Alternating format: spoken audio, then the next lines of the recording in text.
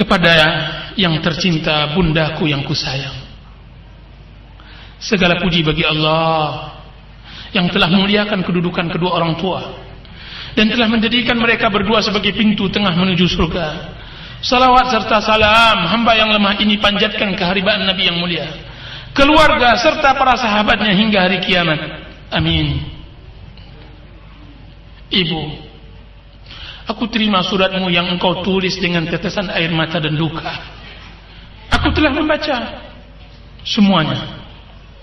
Tidak ada satu huruf pun yang aku sisakan. Tapi tahukah engkau, Ibu, bahwa aku membacanya semenjak salat Isya. Semenjak salat Isya. Aku tutup pintu kamar. Aku buka surat yang engkau tuliskan untukku, dan baru aku selesaikan membacanya setelah ayam berkokok, setelah fajar telah terbit dan azan pertama telah dikumandangkan. Sebenarnya lah surat yang engkau tulis tersebut, jika ditaruhkan ke dalam batu tentu ia akan pecah. Jika engkau letakkan ke atas daun yang hijau tentu ia akan kering. Sebenarnya lah surat yang engkau tulis tersebut tidak akan tertelan oleh ayam, tidak akan termakan oleh itu. Sebenarnya lah, wahai ibu, bahwa suratmu itu bagiku bagaikan petir kemurkaan yang jika dikecutkan ke pohon, jika seandainya dilembutkan ke pohon yang besar, dia akan rebah dan terbakar. Suratmu, wahai ibu, bagaikan awan kaum Samud yang datang berarak, yang telah siap dimuntahkan kepadaku. Ibu, aku telah baca suratmu, sedangkan air mataku tidak pernah berhenti. Bagaimana tidak jika surat itu ditulis oleh seorang yang bukan ibu, dan ditulis bukan ditujukan pula kepadaku? Layaklah orang yang paling bebal untuk menangis saja jadinya.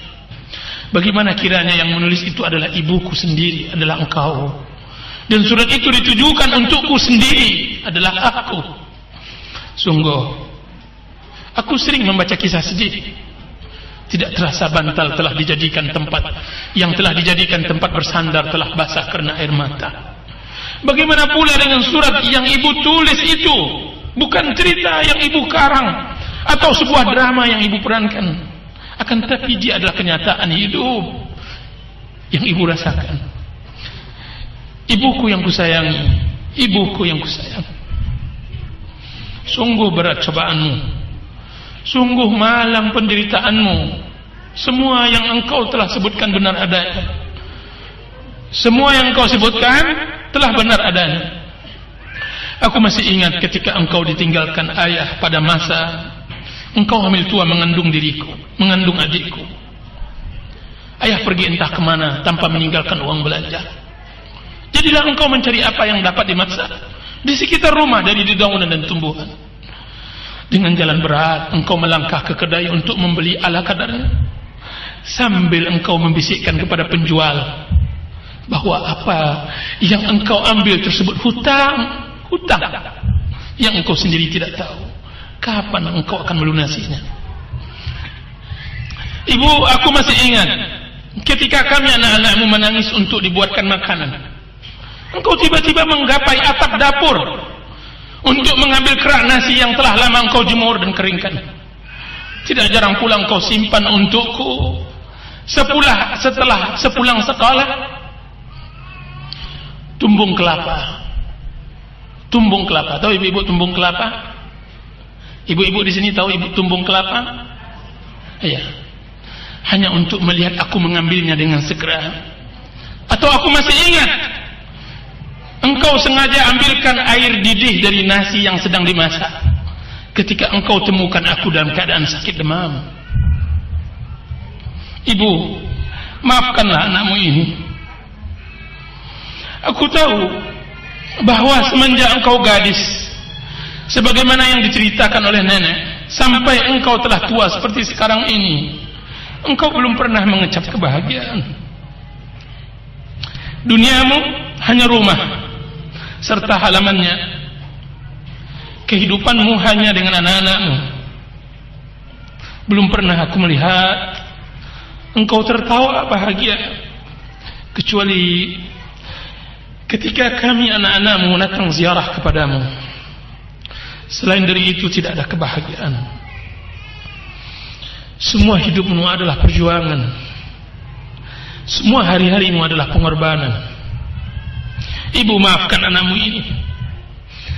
Semenjak engkau pilihkan untukku seorang istri wanita yang telah engkau puji sifat dan akhlaknya, yang engkau telah sanjung suku dan negerinya, semenjak itu pula aku seakan-akan lupa denganmu. Lupa denganmu, wahai ibu. Keberadaan dia sebagai istriku telah melupakan posisi engkau sebagai ibuku. Senyuman dan sapaannya telah melupakanku dengan himbauanmu. Ibu, aku tidak menyalahkan wanita pilihanmu tersebut. Tidak. Karena kewajibannya untuk menunaikan tanggung jawabnya sebagai istri. Aku berharap pada permasalahan ini engkau tidak membawa-bawa namanya dan mengaitkan kedurhakaanku kepadamu karenanya. Karena selama ini di mataku dia adalah istri yang baik, istri yang telah berupaya berbuat banyak untuk suami dan anak-anaknya, istri yang selalu untuk menyuruh berbuat taat dan berbakti kepada kedua orang tua. Ibu, ketika seorang laki-laki menikah dengan seorang wanita, maka seolah-olah dia telah mendapatkan permainan baru, seperti anak kecil mendapatkan boneka atau orang-orangan. Maafkan aku, ibu. Aku tidaklah membela diriku, karena dari awal dan akhir pembicaraan ini kesalahan ada padaku, anakmu ini. Akan tetapi aku ingin menerangkan keadaan yang aku alami, perubahan suasana yang telah engkau dan aku berpisah, tidak satu atap lagi. Ibu, perkawinanku membuatku masuk ke alam dunia baru, dunia yang selama ini tidak pernah aku kenal, dunia yang hanya ada aku, istri dan anak-anakku. Bagaimana tidak? Istri yang baik, anak-anak yang lucu. Maafkan aku, ibu. Maafkan aku, anakmu. Aku merasa dunia hanya milik kami. Aku tidak peduli dengan keadaan orang yang penting bagiku. Aku tidak peduli. Yang penting bagiku adalah keadaan mereka, anak-anak dan istriku. Ibu, maafkan aku, anakmu. Ampunkan aku, anakmu. Aku telah lalai, aku telah alpa, aku telah lupa, aku menyia-nyiakanmu. Aku pernah mendengar kajian bahwa orang tua difitrahkan untuk cinta kepada anaknya, akan tetapi anak difitrahkan untuk menyia-nyiakan orang tuanya. Ibu, anak difitrahkan untuk menyia-nyiakan orang tua, difitrahkan. Oleh sebab itu dilarang mencintai anak secara berlebihan, sebagaimana anak dilarang berbuat durhaka kepada orang tua. Itulah yang terjadi pada diriku, wahai anakku. Aku pasti akan gila ketika melihat anakku sakit. Aku seperti orang kebingungan ketika melihat anakku diare. Tapi itu sulit aku rasakan jika hal itu terjadi padamu, wahai anak, ibu, wahai ibu. Itu sulit aku rasakan jika seandainya hal itu terjadi pada ibu dan pada ayah. Ibu, sulit aku merasakan perasaanmu, sulit. Kalaulah bukan karena bimbingan agama yang telah engkau talkinkan kepadaku, tentu aku telah seperti kebanyakan anak-anak yang durhaka kepada orang tuanya.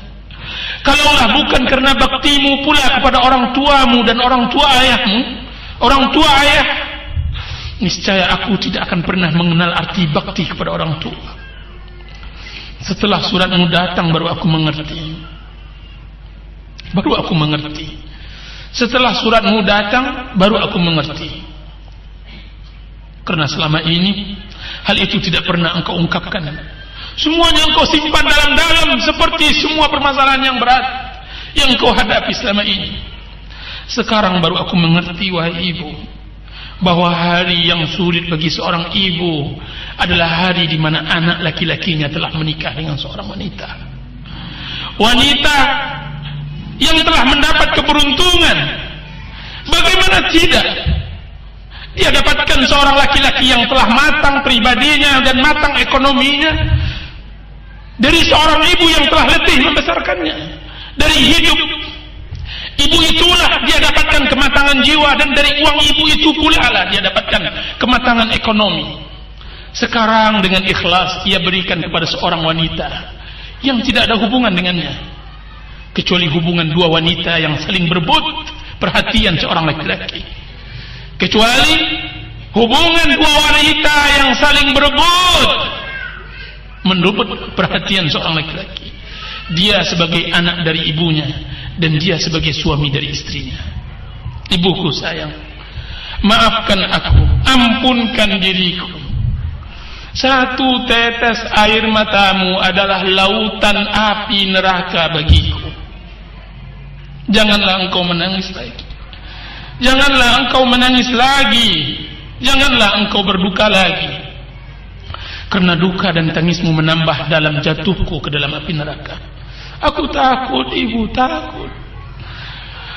Kalau akan itu pula yang aku peroleh, kalau kan neraka pula yang aku dapatkan, izinkan aku membuang semua kebahagiaanku selama ini, demi hanya untuk dapat menyeka air matamu. Kalau akan engkau pula murka kepada aku, izinkan aku datang kepadamu membawa segala yang aku miliki, lalu menyerahkannya kepadamu. Lalu terserah engkau. Terserah engkau. Mau engkau perbuat apa? Sungguh ibu, dari hati aku katakan, aku tidak mau masuk neraka. Sekalipun aku memiliki kekuasaan Firaun dan kekayaan Qarun dan keahlian Haman, niscaya aku tidak akan tukar dengan kesengsaraan di akhirat sekalipun sesaat. Siapa pula yang tahan dengan azab neraka, wahai bunda? Siapa pula yang tahan dengan azab neraka, wahai bunda? Maafkan aku anakmu, wahai ibu.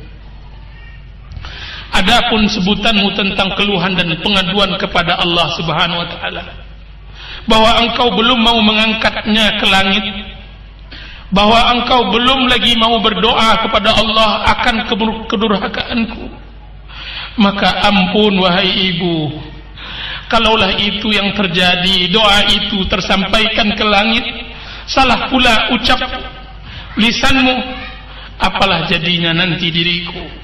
Apalah jadinya nanti diriku? Tentu aku akan menjadi tunggul yang tumbang disambar petir.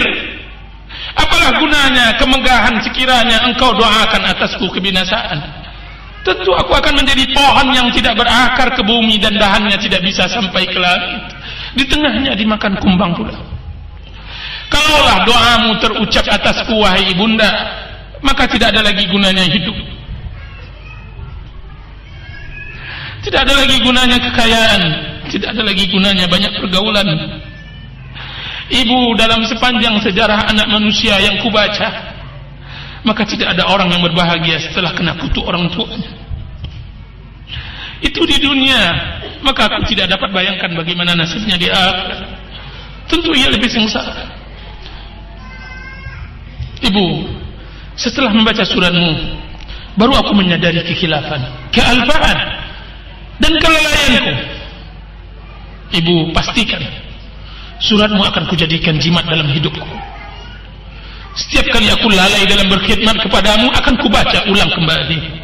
Tiap kali aku lengah darimu, akan kutalkinkan diriku dengannya. Akan kusimpan dalam lubuk hatiku.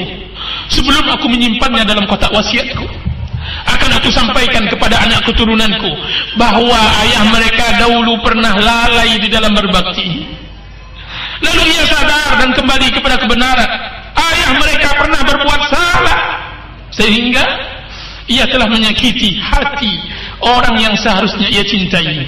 Lalu ia kembali kepada petunjuk. Bunda, tua, engkau berbicara tentang tua, wahai bunda. Siapa yang tidak mengalami ketuaan, wahai ibu?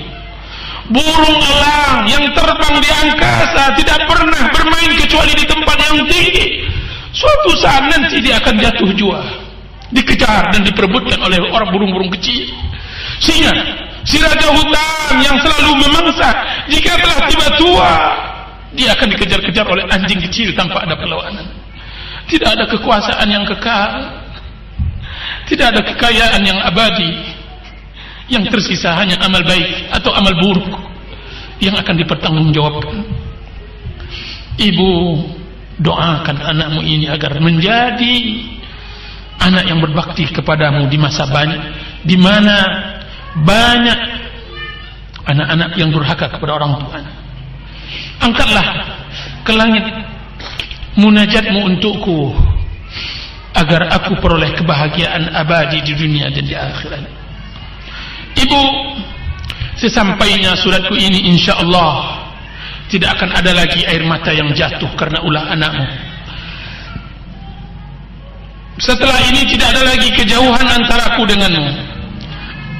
Bahagiamu adalah bahagiaku, kesedihanmu adalah kesedihanku, senyumanmu adalah senyumanku, tangismu adalah tangisku.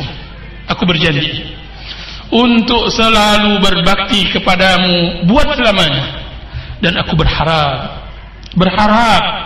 agar aku dapat membahagiakanmu selagi mataku masih bisa berkedip. Aku berjanji, aku berharap aku dapat membahagiakanmu selagi mataku masih bisa berkedip.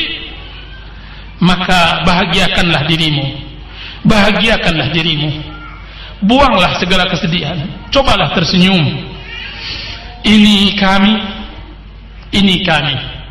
aku, istri dan anak-anak sedang bersiap-siap untuk bersimpuh di hadapanmu, mencium tanganmu. Salam hangat dari anakmu yang durhaka.